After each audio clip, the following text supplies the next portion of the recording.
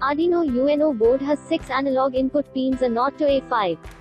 These pins can read the signal from an analog sensor like the humidity sensor or temperature sensor and convert it into a digital value that can be read by the microprocessor.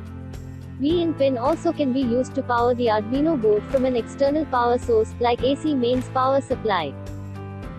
These two pins are 3.3 volt and 5 volt output supply. There are several ground pins on the Arduino. They can be used to ground the circuit. You can reset the Arduino UNO board in two ways.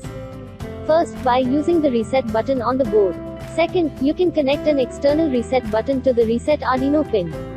Voltage regulator. Control the voltage given to the Arduino board and stabilize the DC voltages used by the processor and other elements.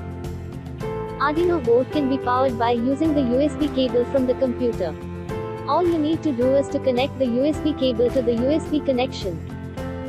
Arduino boards can be powered directly from the AC mains power supply by connecting it to the barrel jack. Arduino UNO board has 14 digital I/O pins. These pins can be configured to work as input digital pins to read logic values or as digital output pins.